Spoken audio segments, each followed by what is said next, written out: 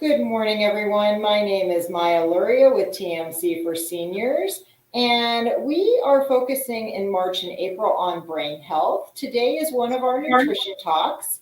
It's going to be called Think Big, Back to Basics for Brain Health. I'd like to introduce everyone that's with me today. I have Mary Milady, Lauren Stoll, and Andrea Lira from TMC Wellness.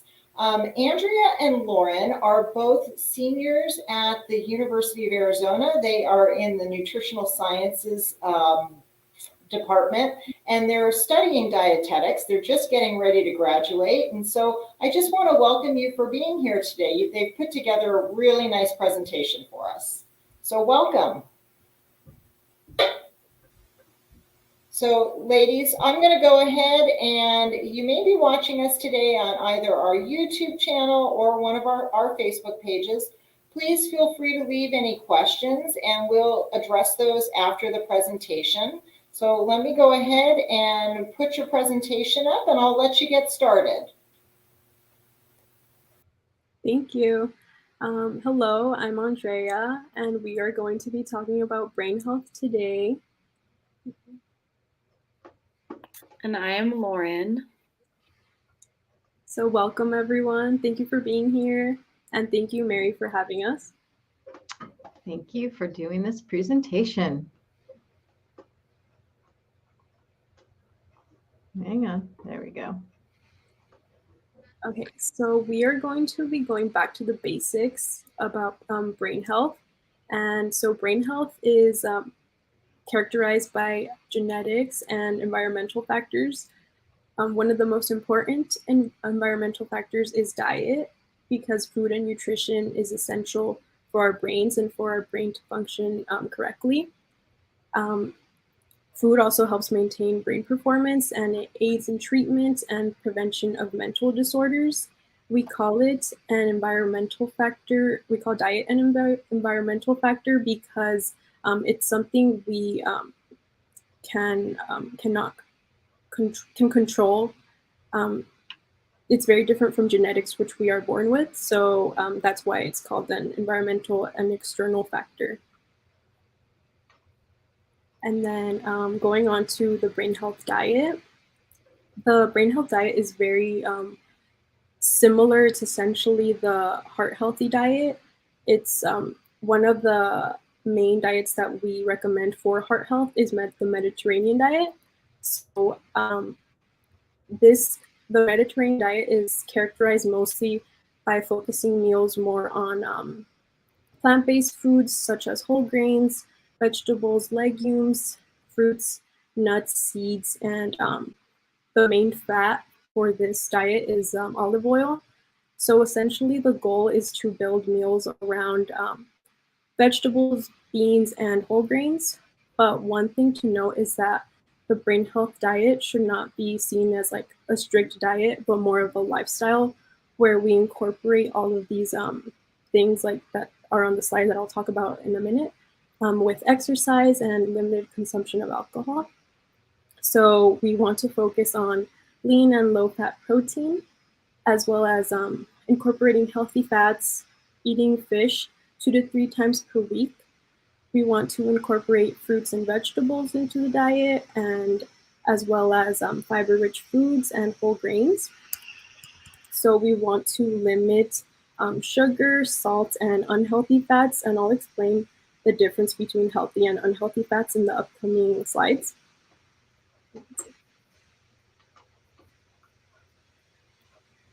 So here we're going to take a closer look at some of the lean and low-fat protein sources, healthy fats, and why efficiency food is important. So some sources of lean and low-fat protein could be chicken, lean red meat, salmon, or tofu.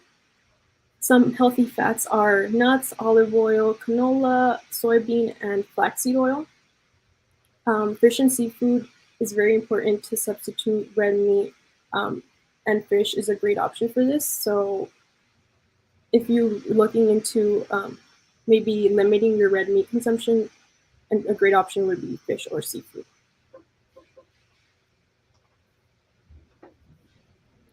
So looking more into lean and low-fat protein, for a brain health diet, animal protein should be eaten in smaller quantities. Um, we want to um, we recommend smaller quantities of animal proteins because everyone mostly usually associates animal proteins with red meat, and red meat has had its controversies in the past, but the simple fact is that it has been linked to cancer, which is why we recommend limiting it to a few times per month. Um, but it's important to note also that limiting does not mean you have to eliminate it. We also want to opt to incorporate leaner meats, which could include lean beef, skinless chicken, and turkey, as well as pork tenderloin. It's important to note that the way you cook your meat is also crucial. Anything charred, like charred meats, poultry, and fish, can also increase your risk of cancer development because it forms carcinogens that can cause cancer.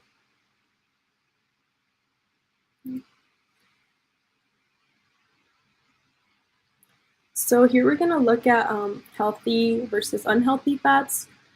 Healthy fats are usually liquid at room temperature, and unhealthy fats are are usually like solids. So fats to avoid or limit are trans fats. They are a byproduct of hydrogenation, which turn healthy oils into solids, which is something we want to avoid. Trans fats increase LDL, which is the bad cholesterol, and they also decrease HDL, which is the good cholesterol. They increase inflammation, which can lead to diabetes, stroke, chronic diseases, and affect brain health as well. They contribute to insulin resistance, which can lead to type 2 diabetes. And then trans fats have no known health benefits either, and there are no safe levels of consumption. So trans fats are usually or were usually found in shortening and solid margarines. But as food makers learned new ways of using the process of hydrogenation, they started to appear more in commercially baked goods and fast food items. So they're found in fried foods, processed foods, baked goods, and fast foods. They are used because they give foods a desirable taste and texture. And this is understandable because if we eat something that's very fatty, I mean, of course, it's going to taste good. And it's very inexpensive. That's why they're found mostly in fast foods. So something that I learned when I was researching was that trans fats were actually banned back in 2018 in the United States. And the FDA started this initiative in 2015, and they gave companies until 2018 to completely eliminate most of the trans fats. And they did this in the hopes of reducing the number of people that die from heart disease and lower the incidence rate of diabetes and dementia, which is directly correlates with what we are talking about today with brain health. And let's see. So if you could, please slide. So another fat we want to limit, this one we can limit instead of mostly avoid like trans fats, but saturated fats are the next fat we'll talk about, and these are very common in the American diet. They increase cholesterol and they have been linked to heart disease. They are commonly found in red meat, whole milk, cheese, coconut, and baked goods. They're actually naturally found in red meats and dairy products. So some of the healthy fats that we want to incorporate into our diet, these are liquid at room temperature, which is ideal.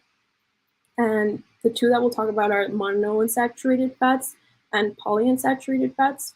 So if you can see, they are both of these are unsaturated, which means they are not as saturated with hydrogens, like in their chemistry. So they have fewer hydrogen atoms bonded to carbons, and this is what helps them be liquid at room temperature. And monounsaturated fats are found in olive oil, avocado, nuts, and canola oil. Polyunsaturated fats are essential fats. We our body cannot make these fats, so we have to get them from food and nutrients. These are needed for blood clotting, muscle movement, and reducing inflammation. So the two main types of polyunsaturated fats are omega-3 fatty acids and omega-6 fatty acids. They reduce LDL, which is the bad cholesterol, and increase HDL, which is the good cholesterol. And they lower triglycerides and reduce blood pressure. Some of the sources of omega-3 fatty acids are salmon, mackerel, and walnuts, so mostly seafood and fish. And sources of omega-6 fatty acids are vegetable oils. And going on to more in depth on fish and seafood, the general recommendation is to try to incorporate it into your diet at least 2 to 3 times per week, which is at least 1 8-ounce serving per week. So you may ask, why fish? Why do I have to substitute my beloved steak or hamburger with some salmon? So research shows that it is a brainly food, which leads to improved memory and a decrease in forgetfulness. So fish contain a lot of omega-3 fatty acids, which are some of the healthy fats that we talked about previously. And DHA is actually an omega-3 fatty acid that goes straight to the brain. So salmon is rich in DHA as well. So brain and the brain and the nervous system tissues are partly made up of fat, and research suggests that they have a special preference for DHA, so that's why it goes straight to the brain. And it also keeps the brain functioning normally and efficiently. And then also there are studies that link DHA deficiencies to more serious cognitive problems than your occasional just forgetfulness. So low levels of DHA have also been associated with greater risk of Alzheimer's disease. And moving on to some tips for you when cooking fish, we want to think about broiling and grilling instead of deep frying, which can be counterproductive. And this could also be for any other type of protein, like meat or poultry. Now I'll pass it on to Lauren. She's going to talk about some fruits and vegetables. Hello, everyone. So fruits and vegetables are very important to incorporate into your daily life. It's recommended to consume 4 to 5 servings per day of fruits and vegetables, and to incorporate a variety of colors within the fruits and vegetables that you consume. Both fruits and vegetables are very nutrient dense and contain many different phytochemicals. Phytochemicals are plant chemicals providing different health benefits, and when consumed, phytochemicals have different effects on the body, such as aiding in antioxidant effects, decreasing cancer activity, reducing inflammation, and can increase immune function. Different properties and types of phytochemicals are found in different fruits and vegetables, which is why it's important to incorporate an assortment of them throughout your daily intake. Fruits and vegetables are also a great source of dietary fiber, and our body doesn't absorb dietary fiber, but our microbiome in the gut does, in order to produce short-chain fatty acids, which help to normalize bowel movements and maintain bowel health and bowel function. So incorporating 5 servings of fruits and vegetables can seem a little overwhelming at first, but when you begin to break it down, it's not too bad. So you can have some fruit in the morning, such as bananas or strawberries, on some yogurt or toast. You can snack on some celery or an apple throughout the day, as well as incorporating a vegetable into your lunch through a salad or sandwich, and then consuming a vegetable in the evening, such as roasted broccoli or some asparagus. You can also get a little fancy and add some fruit into your desserts. One of my favorite over the summer times is grilled peaches. I think they're absolutely delicious, and I love to eat them in the evenings. So next we'll be talking about whole grains. So whole grains are also a great source of dietary fiber and help to regulate our bowel movements and overall gut health. Some great sources of whole grains are oats, brown rice, whole wheat bread, pasta, or lentils. It's recommended to consume 6 servings of whole grains throughout the day, and 1 serving of whole grains contains about 15 grams of carbohydrates and is typically the size of a cupped palm, which equates to half a cup. The only exception is for rice, which the serving size is 1/3 of a cup, but still equals the 15 grams of carbohydrates. And here is a diagram that just shows different serving sizes of whole grains. We have a sandwich, some brown rice, pasta, and you can see these are all great examples, and also great examples that you can incorporate some different vegetables in, and you can see the serving size below of each of the meals. So next we'll talk about salt and sugar. A typical Western diet is one that's high in sodium, sugars, processed foods, and saturated fat, which is a diet that we want to steer away from. Excess sodium in the diet can lead to an increase in blood pressure, and an increase in blood pressure can further one's risk of having a stroke or a form of heart disease. Some tips and tricks to reduce the sodium and sugar content in some meals are to rinse off any canned goods you may be eating, such as canned beans, veggies, or fruits. These naturally contain many salts and sugars within the canning process, and it's important to rinse them off to help eliminate the consumption within your diet. Additionally, consuming more fruits and vegetables and low-fat dairy products are naturally lower in sodium and sugar, which are great food sources to snack on throughout the day. Additionally, snacking on unsalted nuts is a great way to incorporate healthy fats into the diet while also reducing your sodium intake. A great approach is to follow the DASH, Mediterranean, or heart-healthy diet, which we talked about before, which is low in both fat and saturated fat, high in fruits and vegetables, high in low-fat dairy, fish, poultry, nuts, dietary fibers, and lower in red meats and sugars. Reducing salt. The dietary guidelines for Americans recommend reducing sodium intake to about 1,500 milligrams per day, which equates to about half a teaspoon to 3/4 of a teaspoon. And on average, Americans consume about 3,000 milligrams of sodium a day, which is about double of the recommended amount. So on to water and hydration status. One's hydration status and amount of water that they consume can affect their brain function, hormone levels, and water can also help maintain proper circulation of blood throughout the body, as 60% of our bodies are made of water. Water also helps to get rid of waste through urination, perspiration, and bowel movements. Some tips to increase your water consumption throughout the day are to opt for water instead of a soda or tea while at a restaurant. You can add a lemon slice or cucumber or berries to your water to help improve the taste and spice it up a bit. And you can also carry a water bottle throughout the day, or even freeze a water bottle in the evening and carry around that frozen water bottle throughout the day if you know you're going to be out and about running some errands. Additionally, staying well hydrated can reduce one's risk of developing kidney stones, urinary tract infections, and help with constipation. We typically get about 20% of the water we need from the foods we consume throughout the day, and women need about 11.5 cups of water, or 92 fluid ounces, and men need about 15.5 cups of water, or 124 fluid ounces, to replenish the amount of water that's lost in the body. A great way to check if you're getting enough fluids is to check the color of your urine. So checking the color of the urine first thing in the morning provides a good representation of how you hydrated the day before. The lighter in color your urine is, the more hydrated you were, and the darker in color your urine is, the more dehydrated you were. So you can kind of use this to move forward into the next day to see if you need to drink more or the same amount of water as you did previously. So physical activity helps to facilitate neuroplasticity and improve learning outcomes. Neuroplasticity is the brain's ability to adapt and change to different life experiences and encounters. A great example of this is learning a new language. When learning a new language, the brain makes new connections of the information it's absorbing, and these new connections alter the synaptic structure or communicating pathways of different neurons in different brain regions. These altered communication pathways are also present when partaking in physical activities.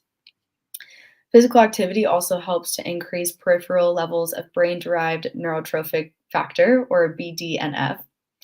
BDNF is a protein in the brain that promotes growth and maintenance of neurons in people, aiding in the brain's neuroplasticity and communication pathways. Physical activity is also a great way to increase social engagement. Social engagement can help enhance brain health and improve memory, as well as to help drive our quality of life and feeling of belonging. Through physical activity, you can go on walks with neighbors or bike rides with significant others, and it's a great way to get outdoors and be active while also sharing the experience and activity with another person. Additionally, physical activity is a great form of cognitive stimulation, which is great for the brain and may delay cognitive decline. Other cognitive stimulating activities can be games, puzzles, baking, gardening, or even talking about past or present events. And cognitive stimulating activities are also a great form of social engagement that you can do with a group of people as well.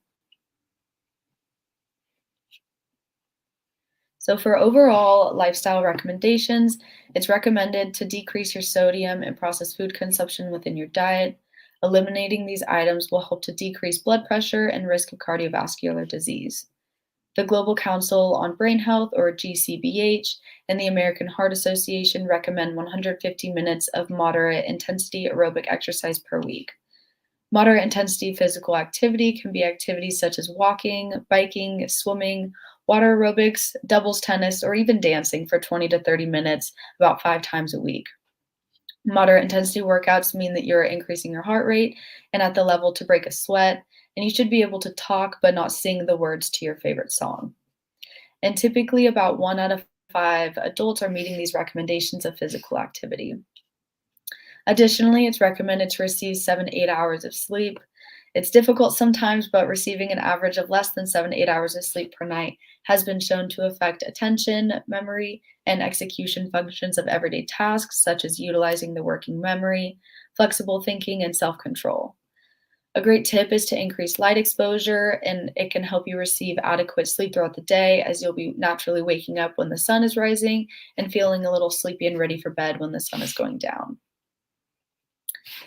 And now for our last slide, we recommend the website Global Council on Brain Health. It's a great website to receive information regarding brain health and different recommendations. On the website, there are many different links and article reviews or article summaries regarding different topics on brain health that are a great source to look into if you're interested in. I had some fun looking around and just seeing what different topics are available on there, and it was really interesting to see. And so that actually concludes our presentation.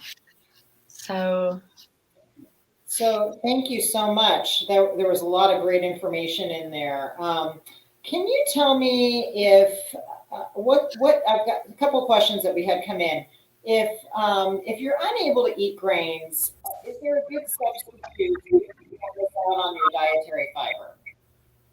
So I would say, oh, sorry.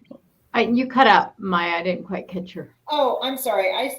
What I said was, if you're unable to eat grains, is there a good substitute so that you don't miss out on dietary fiber? Okay, thank you. So I would, recommend looking into an assortment of different fruits and vegetables. There might be a list on the website I provided at the end, but you can look up fruits and vegetables that are like highest in fiber or lowest in fiber and try and incorporate more of those into your meals, as well as if you're feeling as though you're not getting enough, you can also look into a fiber supplement that you can incorporate in each day as well.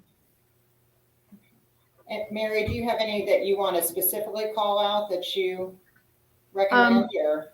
Well, I would suggest that when we're looking at fruits and vegetables, fresh and frozen are going to have a higher fiber content than canned.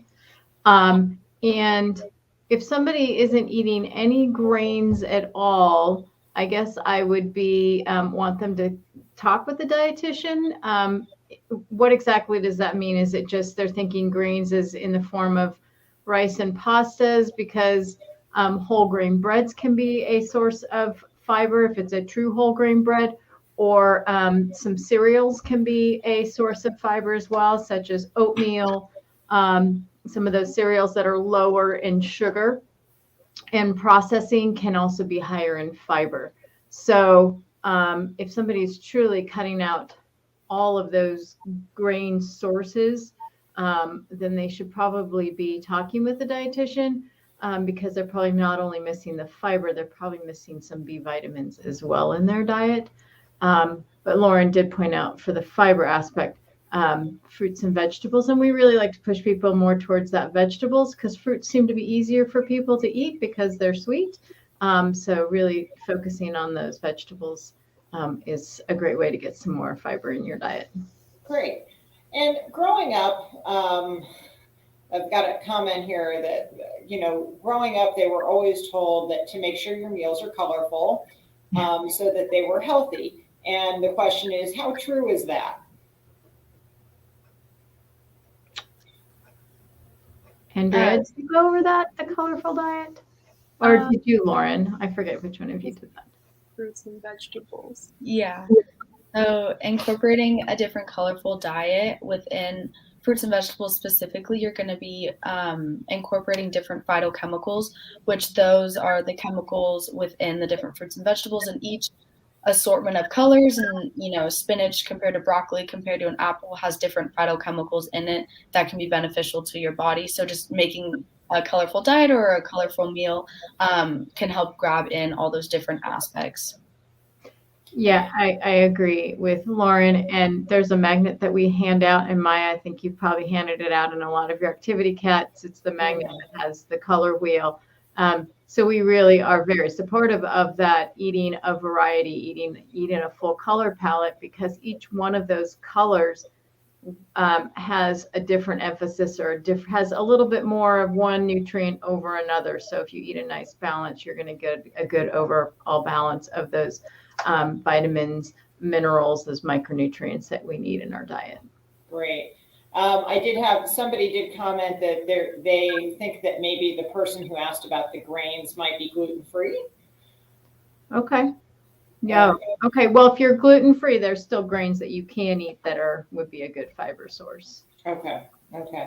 My last question that I have is, do seltzer waters like LaCroix provide a good amount of hydration? I don't know if seltzers in general, will they hydrate just as much as regular water or not? Yep. They So count. that would be a good alternative for somebody if they prefer a fizzy drink as opposed to a. It is. It's a great alternative, especially for somebody that's normally a soda drinker, because they like that fizz, to switch to a something like a LaCroix or some other seltzer water. You can even just get the soda water right off of a fountain machine.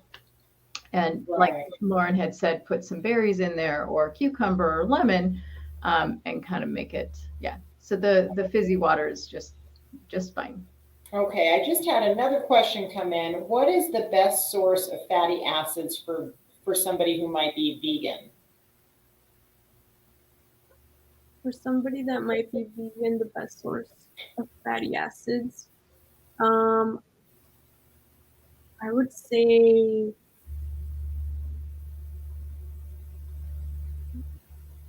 I'm not very sure, actually. Nuts. They're probably going to get their best source from nuts. Okay. Any particular nuts, Mary, that we'd be looking at that would give them the best? I would say walnuts have a really high performance, as far as they help to. There has been a good study on walnuts that they've helped to reduce your LDLs. But almonds are also a nice source as well. Great. Okay. Well, I want to thank you all for being here today. It was wonderful to have you. Lauren, Andrea, Mary, thanks for being here. And we will see everyone at our next presentation. And we don't have any more this week, so look for us next week. We have a presentation on Monday that is lengthening the health span. And with the University of Arizona. And so we look forward to seeing everybody then at 1:00 on March 21st. Thank you all for being here. Have a nice day.